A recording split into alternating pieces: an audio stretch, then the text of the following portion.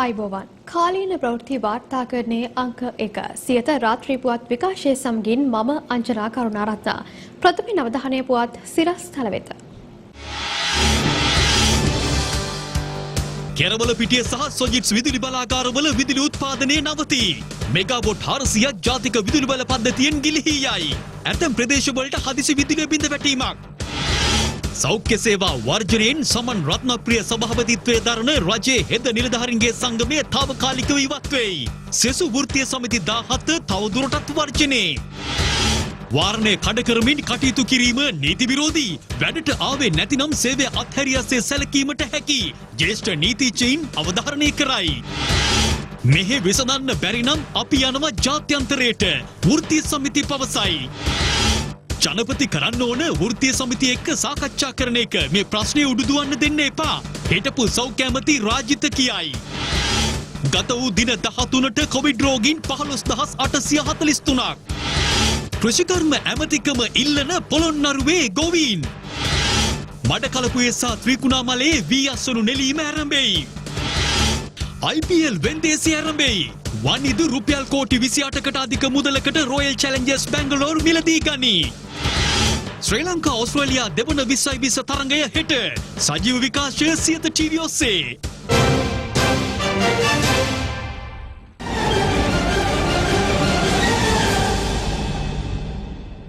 මේ වන විට විදුලි බලාගාර දෙකක කාර්මික දෝෂ හේතුවෙන් විදුලිය නිෂ්පාදනය කිරීම ඇනහිට තිබෙනවා. ඒ අනුව කෙරවල පිටිය බලාගාරයේ මෙගාවොට් 270ක් සහ සොජිට්ස් බලාගාරයේ මෙගාවොට් 130ක් ජාතික විදුලි බල පද්ධතියට අහිමි වී තිබෙනවා. මෙම බලාගාර දෙක තුල මේ වන විට කාර්මික දෝෂ හටගෙන ඇති අතර එය යථා තත්ත්වයට පත් කිරීමට විදුලි ඉංජිනේරුවන් කටයුතු කරමින් සිටින බව සඳහන්. පවතින තත්ත්වය අනුව ඇතැම් ප්‍රදේශවල හදිසි විදුලිය බිඳ වැටීමක් සිදු විය හැකියි. මහජන උපේක්ෂිතා කොමිසම සහ ලංකා විදුලි බල මණ්ඩලය ජනතාවට දැනුම් දී සිටින්නේ පවතින තත්ත්වයේ හමුවේ ඉතා අර පිරිමැස්මෙන් යුතුව විදුලිය භාවිතා කරන ලෙසටයි.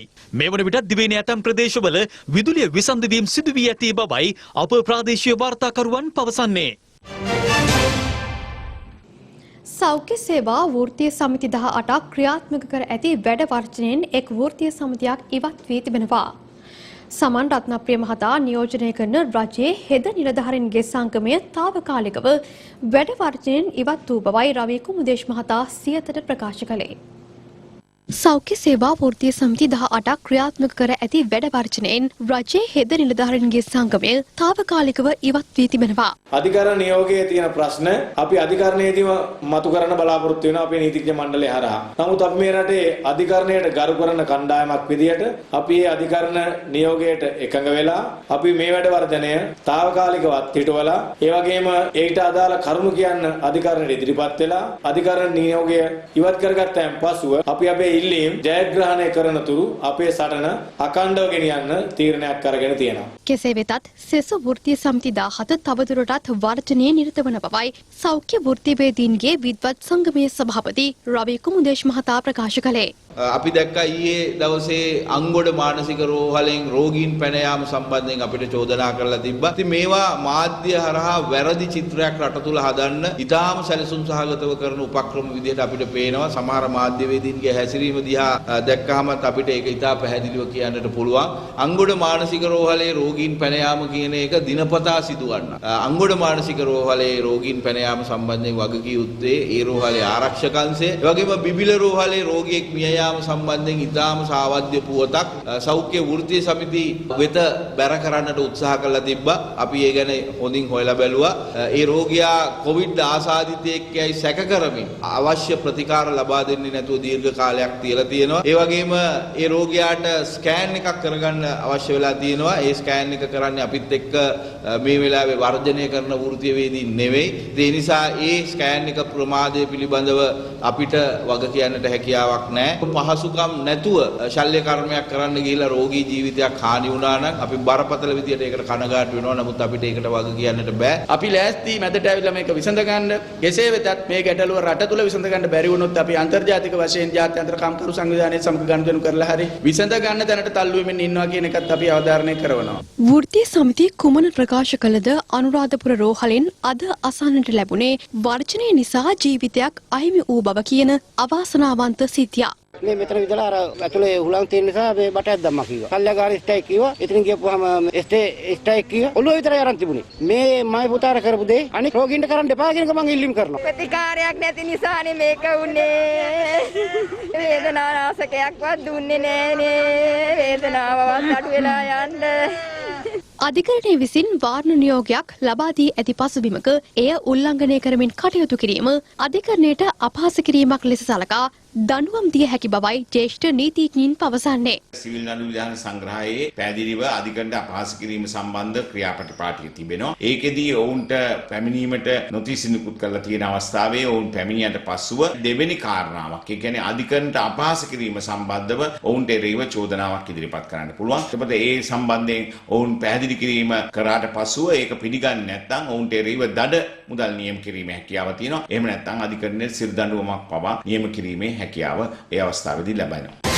අධිකරණයට අපහාස කිරීම මත අනිවාර්යයෙන්ම අධිකරණය වෙත ගිහිල්ලා ඒගොල්ලෝ කරුණු දක්වනවා. කරුණු දක්වාට පස්සේ ඒ අයට සිදු වෙනවා යම්කිසි ආකාරයේ තීරණයකට එළඹෙන්න. අත්‍යවශ්‍ය ඒවා යටතේ ඇත වශයෙන්ම ඒට ආවේ නැත්නම් සේවය අතහැර ගියා සැලකීමකුත් හැකි වෙනවා. පවතින සෞඛ්‍ය වර්ජනය සම්බන්ධයෙන් හිටපු සෞඛ්‍ය අමාත්‍ය පාර්ලිමේන්තු මන්ත්‍රී රාජිත සේනරත්න මහතාද අදහස් පළ කළා.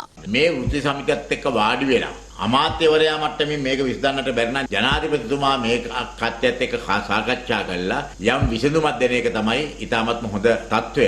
එහෙම ඇරෙන්න මෙවැනි දඩබ්බර තීන්දුව මගින් මෙවැනි ප්‍රශ්න निराකරණය කරන්න වෙන්නේ නැහැ.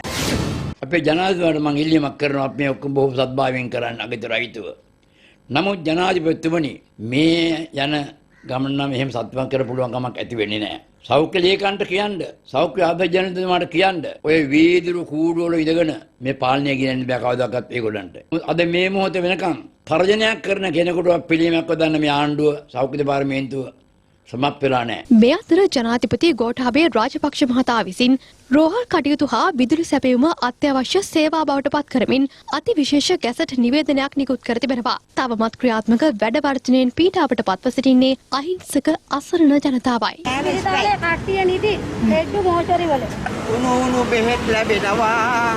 උදේවැ පුතේ රාජ්‍ය ඔසුවලෙන් බෙහෙත් ලැබෙනවා. මේ පොලිමේ සේවා අයිතිවාසිකම් දිනා ගැනීමට වෘත්තීය අරගල කිරීමට ඕනෑම අයෙකුට අයිතියක් තිබෙනවා. ඒත් අපේ රටේ රාජ්‍යාංශයේ වර්ජන හා සේවා අයිතිවාසිකම් දිනා ගැනීමේ අරගල කොතරම් සාධාරණද? ඔවුන් හැමදාමත් ඇපේට තබන්නේ පාලකීන් හෝ නිලධාරීන් නොව අහිංසක ජනතාවයි. white and black තුලින් අද අනාවරණය අපේ රටේ වෘත්තීය අරගල ගැනයි.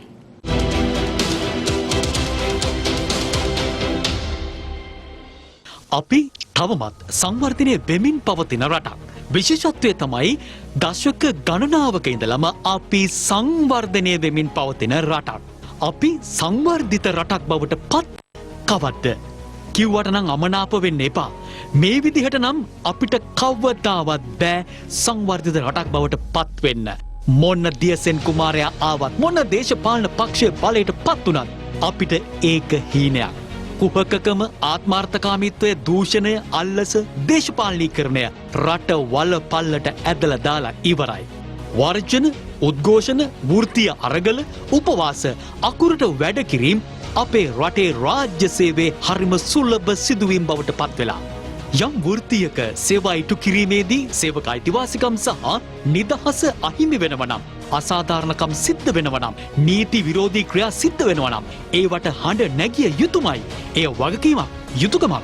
ඒත් රාජ්‍ය සේවය මේ සේවා අයිතිවාසිකම් වෘත්තීය ඉල්ලීම් දිනාගන්න අපේ රටේ පාවිච්චි කරන ක්‍රමය හරිද? සදාචාර සම්පන්නද?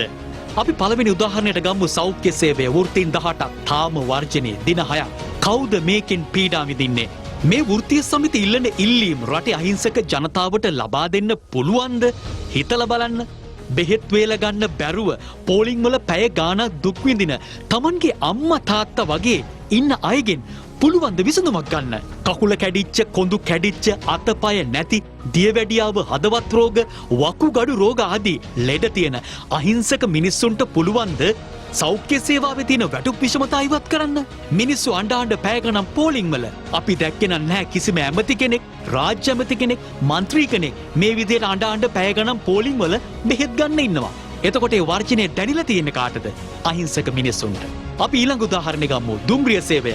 මීට සති කිහිපයකට කලිනුත් වර්ජනයක් කළා. හදිසියෙම දුම්රියත් වර්ජනය කරන්න පටන් ගන්නවා. දවසේ 30ම මැරිලා රෑ කෝච්චියේ පාන් ගෙඩියක් අරගෙන ගෙදර ඉන්න අයට කන්න දෙන්න දුවන අහිංසක මිනිස්සයාට පුළුවන්ද දුම්රිය වර්ජනය කළා කියලා ඔවුන්ගේ ගැටලුව විසඳන්න? ඊළඟට අපි ගම්මු ගුරුවරු. ඒ අය දැන් මාස කිහිපයකට කලින් මාස ගණනාවක් වර්ජනය කළානේ. ගුරු ප්‍රශ්නය විසඳන්න පුළුවන්ද 6-4 නොතේරෙන එක වසරේ ඉස්කෝලේ ඉන්න පුංචි දරුවට වැටුප් වැඩි කරන්න විෂමතා අයින් කරන්න පුළුවන්ද ශිෂ්‍යත්වයේ O level හරි A level හරි ලියන දරුවන්ට?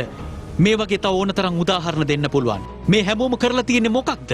රටේ අහිංසක කර කියාගන්න දෙයක් බලයක් නැති මිනිසුන්න පලිහක් කරගෙන Tamanගේ අරමුණු වෙත යන එක.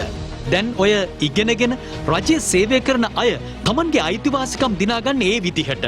අපි ගම්මු තවත් උදාහරණයක් මේ විදිහට. ගොවීන් පොහොර ප්‍රශ්නයත් එක්ක ඔවුන් උද්ඝෝෂණ කරනවා, අරගල කරනවා.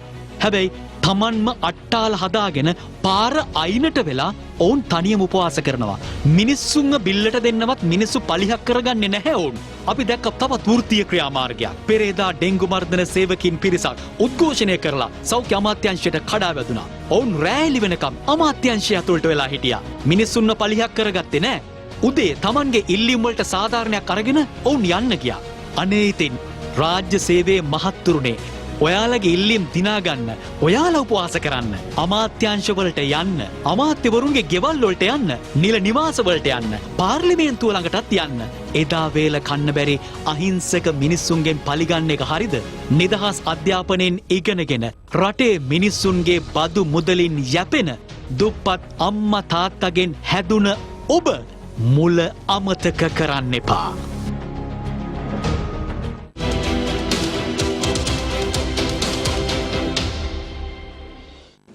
ජනතාවට දුන් පොරොන්දු යථාර්ථයක් බවට පත්කිරීමේදී පැමිණෙන අභියෝගවල ස්වභාවය හෝ ප්‍රමාණය වැදගත් වන්නේ නැති බව ජනාධිපති ගෝඨාභය රාජපක්ෂ මහතා පවසනවා. දෙවසරකට ආසන්න කාලයක් රට වසා තැබීම නිසා බිඳ වැටුණු ආර්ථිකය ක්‍රමයෙන් ගොඩනැගෙමින් ඇති බවයි ජනාධිපතිවරයා අවධාරණය කරන්නේ. ඒ විවිධ ශේෂ්ත්‍ර නියෝජනය කරන වෘත්තීයවේදීන් සමග පැවති සාකච්ඡාවකට එක්වෙමින් පුනර්ජනනීය බල ශක්තිය අපි දැනට මං හිතන්නේ පසුගිය කැබිනට් මණ්ඩලයේදී කැබිනට් මන්ත්‍රීවරුන්ගේ අනුකමිටුවකුත් අපි පත් කළා මේ පුනර්ජනනීය බල ශක්තිය ඉදිරියට ගෙනියන්න.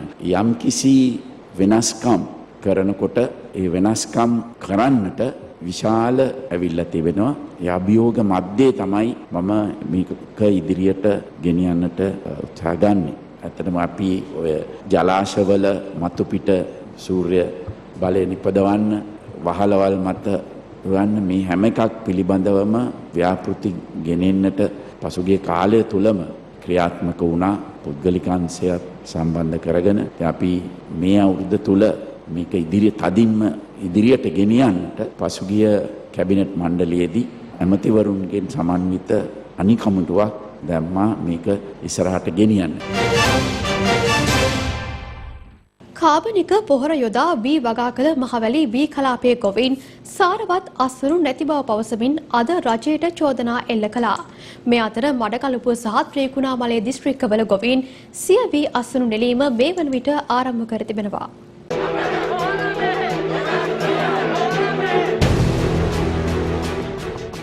රජය ඉදිරිපත් කළ කාබනික පොහොර සංකල්පයට රටපුරා ගොවීන් තවමත් චෝදනා එල්ල කරමින් පවතිනවා. සිය වගාවන් සම්පූර්ණයෙන් විනාශ වූ ගොවි ජනතාව දැන් වන්දි ඉල්ලමින් උද්ඝෝෂණවල නිරත වනවා. මේ පොළොන්නරුව දිස්ත්‍රික්කයේ මහවැලි වී කලාපයේ වැලිකන්ද සිද්ධපුර ප්‍රදේශයේ ගොවීන්ට අත්ව ඇති ඉරණමයි. ගොවීන් 5 දෙනෙකු එක්ව රුපියල් ලක්ෂ 50ක මුදලක් ආයෝජනය කරමින් අක්කර 180ත් 200ත් අතර ප්‍රමාණයක වී වගා කර තිබෙනවා. ඒ කාබනික පොහොර යොදා ගනිමින් අක්කරයකින් වී ගෝනි 5ක්වත් ලබා ගැනීමට නොහැකි වී ඇති බවටයි ගොවීන් දැන් චෝදනා කරන්නේ. ජනාධිපතිතුමනි කොන්ද පණ තියෙන කෘෂිකාරව ඇමති කෙනෙක් පත් කරන්න. කුඹුරේ බැහැලා යන මිනිස්සෙකුට ගොවිතැන ගන්න දන්න මිනිස්සෙකුට මාව හරි කමන්නේ පත් කරලා කෘෂිකාරව ඇමති කෙනෙක් කරන්න. අපි මේ ගොඩ දාලා දෙන්න ලංකාව. ගොවියාගේ අත මිට සරු කරනවා කිව්වා. ගොවියා ගොඩ දානවා කිව්වා. දැන් ඉතින් ගොවියා ගොඩ නෙමෙයි දාලා තියෙන්නේ. ගොවියා අඩි 6ක් යටට තමයි දාලා තියෙන්නේ. දැන් මාස 3මාරක් තිස්සේ ගොවි තැන්න දිහා බලාන අකුඹුරු අක්කර 180ක් විතර වැඩ කරලා දැන් ආයි වියදම් කරන්න ගියා කපන්නවත් සල්ලි නැහැ. රත්තරන් බඩු ගස් තියා තියෙන්නේ ඊළඟ කන්නේ හානව නම් අපිට රැට්ටිය බේර ගන්න ඕනේ. ඒ මොනවත් කරගන්න හම්බෙන්නේ නැහැ. කවදාවත් මහින්ද මහත්තයාගේ ආණ්ඩුව කාලේ අපිට කවදාවත් කිසිම අසාධාරණයක් කරලා තිබෙන්නේ නැහැ ගොවි තැනට. මඩකලපුව සහ ත්‍රිකුණාමලය දිස්ත්‍රික්කවල සමහර ගොවීන් මේ දිනවල සියවී අසුරු නෙලීම ආරම්භ කර තිබෙනවා. මහකන්නේදී මඩකලපුව දිස්ත්‍රික්කය තුල පමණක් හෙක්ටයාර 67414ක වී වගා කර ඇතැයි ගොවිජන සේවා නිලධාරීන් පවසනවා. මේ වන විට ඉන් හෙක්ටයාර 35417ක වී අසුරු නෙලීම අවසන්. මේ අතර ත්‍රිකුණාමලය දිස්ත්‍රික්කයේ වී වගා කළ හෙක්ටයාර 50267ක භූමි ප්‍රමාණයකින් හෙක්ටයාර 16722ක අස්වනු අද වන විට නෙලා අවසන් බව ප්‍රාදේශීය ගොවිජන සේවා නිලධාරීන් පවසනවා. ඊමිල වැඩිම ගැන ඉතින් කවුරු සතුටුයි ගොවියෝ වශයෙන්. හැමෝම ඉතින් මේ මිලක්නේ බලාපොරොත්තු වෙන්නේ. අස්වැන්න ප්‍රමාණයත් එක්ක බලපුවහම වීමිලත් එක්ක ගොවියන්ට අසාධාරණයක් වෙන එකක් නෑ මං හිතන්නේ. වෙනදා සාමාන්‍ය වීවර 120ක් විතර ගන්න එකේ මේ සැරේ 95ක් තිබුණා. දැන් මේ බොහොම අඩු මිලකටනේ වී දෙන්නේ. ඒ වුණාට මේ සැරේ දැන් රුපියල් 90ක් 95ක් කියන එක අපිට හොඳ මිලක්. අපි බොහොම සන්තෝෂයෙන් මේ වගාව කරනවා. වස්සවිසතර වගාවකට යෑම සම්බන්ධව සියලු දෙනාට ස්තුති කරනවා. රජ නිලධාරී ජනාධිපතිතුමාගේ සංකල්පය. මොකද අපේ රටේ තියෙන ගැටලු වලට ලොකු විසඳුමක් තමයි මේ වස්සවිසතර වගාව. දැන් රුපියල් 90ක 95ක විතර මිලක් ලැබෙනවා තමයි. ඒක ලොකු සහනයක් ගොයියට. දේශපාලන වේදිකාවෙන් ඇසුරු කතාද අද අපිට බලන්න පුළුවන් 69 ලක්ෂයක ජනාධිපති වරමක් ලබාගෙන 68 ලක්ෂයක මහමැතිවරණ වරමක් ලබාගෙන අද රටේ ආණ්ඩු බලය උපයෝගී කරගෙන පිස්සු නටන රටම පිස්සු කරවන පිස්සු ආණ්ඩුවේ ක්‍රියාවලිය අපිට බොහොම පැහැදිලිව පේනවා. එක එක උත්සව පවත්වනවා වන්දි ලබා දෙනවයි කියලා. හොඳට හිටපු ගොවියා හොඳට පෝර ටික ලැබුණා. තෙල් පෝර ටික ලැබුණා. වල්නාසක තා හොඳට ගොවිතැන් කරගෙන හිටියා. යලමහ දෙකන්නෙම කරා. බොහෝ තැන්වල තුන්වෙනි කන්නේ මැද කන්නේත් කරා. කාටවත් අත නොපා ජීවත් වුණු අපේ ගොවි පරපුර සම්පූර්ණයෙන්ම අනාථ කරා. හිටි හැටියේම ගොවියගේ ජීවත් වීමේ අයිතිය උදුරා ගත්තා. ආර්ථික අර්බුදය කියන කාරණය කොවිඩ්-19 වසංගතයත් එක්ක උග්‍ර වෙච්ච කාරණයක්. මුදල් වෙන් කරේ ගමේ ආර්ථිකය ශක්තිමත් කිරීම වැඩපිළිවෙල ව්‍යවසායකයේ සත්‍ය සඳහා බිලියන 30ක් අපි වෙන් කළා තියෙනවා. අද රට ලක්ෂයක් ගමේ ආර්ථිකය ශක්තිමත් කරන්න ක්‍රියාත්මක වෙනවා. පෞද්ගලික අංශයත් රටේ ජනතාවත් එකතු වෙලා මේ ගමන අපි යන්න ඕනේ.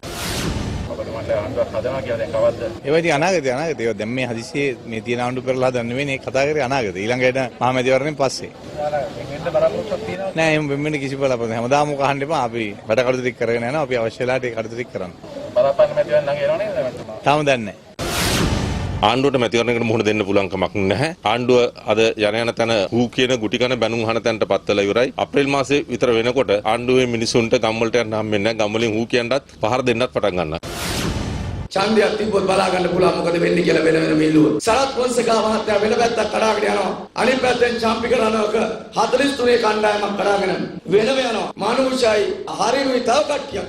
එතකොට හේසයි චාමින්දයි තව කට්ටියක්. අද ඔක්කොම සමගි ජන බලවේගය කැඩිලා රනිල් වික්‍රමසිංහ මහත්තයා තව කට්ටියක් කඩාගෙන යනවා.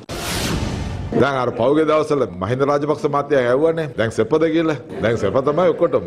ගෑස් තියෙනවානේ දැන්. කිරිපිටි තියෙනවා, සිමෙන්ති තියෙනවා. කිසිම අඩුවක් නෑ අපිට. බඩු තියෙනවා. බඩු මිල වැඩි.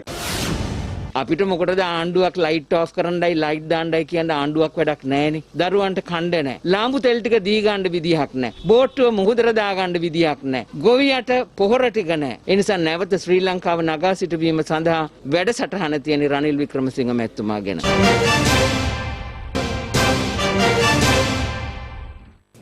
වයස අවුරුදු 12ට අඩු දරුවන්ට කොරෝනා මර්ධන එන්නත ලබා දීමට අදාළ නිර්දේශ එළඹෙන සතියේදී ලැබෙනු ඇති බව රාජ්‍ය අමාත්‍ය මහාචාර්ය චන්න ජයසුමන මහතා පවසනවා. දැන් කොවිඩ් පිළිබඳ සම්පූර්ණ වාර්තාව. අකණ්ඩව 13 වන දිනටත් මෙරට දෛනික රෝගීන් සංඛ්‍යාව දහස ඉක්මවා වාර්තා වුණා. ඊයේ මෙරටින් කොවිඩ් ආසාදිතයින් 1259 දෙනෙකු හඳුනාගත් බවයි වසංගත රෝග විද්‍යා ඒකකය ප්‍රකාශ කළේ. ඒ සමග මෙරට සමස්ත කොවිඩ් ආසාදිතයින්ගේ සංඛ්‍යාව 6,25,804ක් දක්වා ඉහළ ගියා. ඒ අනුව ගත වූ දින 13ක කාලය තුළ මෙරටින් කොවිඩ් ආසාදිතයින් 15,000 ඉක්මවා වාර්තා වී තිබෙනවා. එම සංඛ්‍යාව 15,843ක්. මේ අතර වයස අවුරුදු 12ට අඩු දරුවන්ට කොරෝනා ප්‍රතිශක්තිකරණ එන්නත් ලබා දීමට අදාළ නිර්දේශ එළඹෙන සතියේදී ලැබෙනු ඇති බව රාජ්‍ය අමාත්‍ය මහාචාර්ය චන්න ජයසුමන මහතා පවසනවා.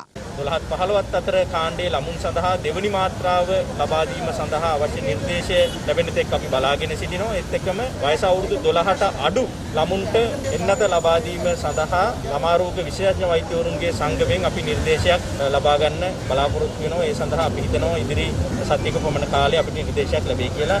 ඒ නිර්දේශය ලැබුණොත් අපිට පුළුවන් වයස අවුරුදු 12ට අඩු ළමුන්ටත් එන්නත් කරන්න ආරම්භ කරනවා. කොවිඩ් වෛරසය ආසාදිත බවට තහවුරු වූ අයෙකුට වෛරසය ආසාදනය වූ දිනේ සිට දින 7කින් පසු රෝග ලක්ෂණ නොමැති නම් සේවාවන් සඳහා වාර්තා කිරීමට හැකි බව විශේෂඥ වෛද්‍ය රංජිත් බටුවන්තුඩාව මහතා ප්‍රකාශ කළා. දින 7 සීමාවෙන් පසුව නැවතත් රෝග ලක්ෂණ නොමැති නම් සම්පූර්ණයෙන් සුවපත් වී ඇති අවස්ථාවක දින 7කින් නැවත සේවයට පැමිණිය හැකි. සේවයට පැමිණීම සඳහා අර කලින් කරා වගේ අවසානයේ කරන එක්සිට් PCR එක එක්සිට් රැට්වත් කරන්න අවශ්‍ය වන්නේ නැහැ. ප්‍රථම PCR හෝ රැට් පරීක්ෂණය පොසිටිව් වූ දිනේ සිට දින 7කට පසුව රෝග ලක්ෂණ නොමැති නම් සුව වී ඇති නම් සේවයට වාර්තා කළ හැකියි. ලොව අංක 1/20 පන්දු යවන්නා වන ශ්‍රී ලංකා ක්‍රීඩක වනිදු හසරංග IPL වෙන්දේසියේදී ශ්‍රී ලංකා මුදලින් රුපියල් කෝටි 28කට අධික මුදලකට අද අලෙවි වී තිබෙනවා. වනිදු හසරංගව මිලදීගෙන ඇත්තේ රොයල් චැලෙන්ජර්ස් බැංගලෝර් කණ්ඩායමයි. මෙම මුදල ශ්‍රී ලංකා ක්‍රීඩකයෙකු IPL වෙන්දේසියකදී අලෙවි වූ ඉහළම මුදලයි. ඉන්දිය ප්‍රීමියර් ලීග් ක්‍රිකට් තරඟාවලියේ ක්‍රීඩක වෙන්දේසිය අද ඉන්දියාවේදී ආරම්භ වුණා. මෙවර ක්‍රීඩක වෙන්දේසියට ශ්‍රී ලාංකික ක්‍රීඩකයන් 23 දෙනෙකු ඇතුළත්. ලොව අංක 1/20 පන්දු යවන්නන් අතර පෙරමුණේ පසුවන වනිදු හසරංග ඉන්දිය රුපියල් කෝටි 10.75ක මුදලකට රොයල් චැලෙන්ජර්ස් බැංගලෝර් කණ්ඩායම මිලදීගෙන තිබෙනවා. එය ශ්‍රී ලංකා මුදලින් රුපියල් කෝටි 28කට අධිකයි. ශ්‍රී ලාංකික ක්‍රීඩකයෙකු ඉන්දිය ප්‍රීමියර් ලීග් තරඟාවලියේදී අලෙවි වූ වැඩිම මුදල ලෙසයි මෙය සැලකෙන්නේ. වයස අවුරුදු 19 පහළ කණ්ඩායමේ නායක දුනිත් වෙල්ලාලගේ සහ යෝන් වේගපන්දු යවන ක්‍රීඩක මතීෂ පතිරණ මෙවර IPL වෙන්දේසියට ඇතුළත් වීම විශේෂත්වයක්. මෙවර ක්‍රීඩක වෙන්දේසියට ක්‍රීඩකීන් 600 දෙනෙකු ඉදිරිපත් වී සිටිනවා. ඉන්දිය ක්‍රීඩකීන් 377 දෙනෙකු සහ විදේශීය ක්‍රීඩකීන් 223 දෙනෙකු ඊට ඇතුළත්.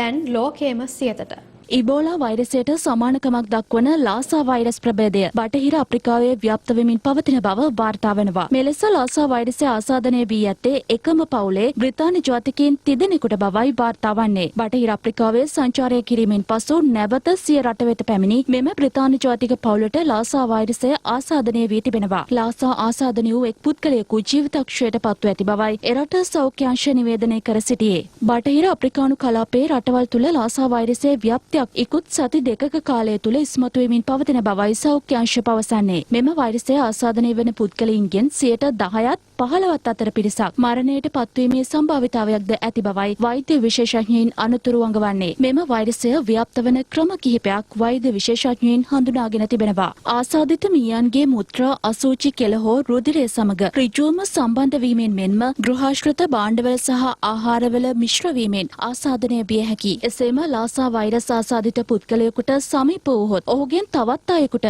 මෙම වෛරසය සම්ප්‍රේෂණය විය හැකි බවයි වෛද්‍ය විශේෂඥයින් අනතුරු අඟවන්නේ. ඕස්ට්‍රේලියාවේ නැගෙනහිර වෙරළතීරයේ සිටින කෝලා සත්ව විශේෂය වඳවීමේ තර්ජනයට ලක්ව තිබෙනවා. ලැබුගිනි හේතුවෙන් කෝලා සතුන් 60,000කට වඩා මිය ගොස් ඇති බවයි වාර්තා වන්නේ. ඕස්ට්‍රේලියානු කෝලා පදනමට අනුව පසුගිය වසර 3 තුළ ඕස්ට්‍රේලියාවේ කෝලා ගාණය 30%කින් අඩු වී තිබෙනවා. ශ්‍රී ලංකාව සහ ඕස්ට්‍රේලියාව අතර පැවැත්වෙන දෙවන 20/20 තරගය හෙට පැවැත්වීමට නියමිතයි. තරගාවලියේ නිල විකාශක ලෙස කටයුතු කරන සියත TV ඔස්සේ තරගයේ සියලුම තොරතුරු සජීවව ඔබට නැරඹිය හැකියි. ඒ ඇතුළු ක්‍රීඩා පුවත් කිහිපයක් දැන්.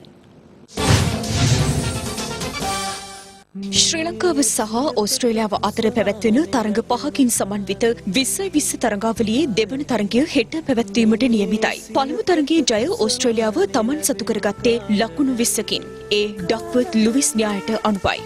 මෙවර නිල විකාශක ලෙස කටයුතු කරන සියත TV තුලින් තරඟාවලියේ සියලුම තොරතුරු ඔබට සජීවව නැරඹිය හැකියි. හෙට දහවල් 12:30 සිට දෙවන 20/20 තරඟයේ සජීව විකාශය හා ඔබට එක්විය හැකි අතර ඩයලොග් ක්‍රික් ස්ටුඩියෝහි සිටගෙන එන විශේෂඥ විස්තර විචාරයේද නැරඹීමේ අවස්ථාව සියත TV අප ලබා දී තිබෙනවා.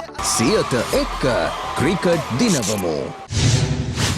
2004 ඇතැන්ස් ඔලිම්පික් උළෙලේදී මීටර් 100 රන් පදක්කම දිනු ඇමරිකානු මළල ක්‍රීඩක ජස්ටින් ගැට්ලින් මළල ක්‍රීඩා පිටියට සමුදීමට තීරණය කර තිබෙනවා. ඔලිම්පික් පදක්කම් 6කට හිමිකම් කියන ගැට්ලින් ලෝක ශූරතා පදක්කම් 12ක්ද හිමි කරගත් ක්‍රීඩකයෙක්.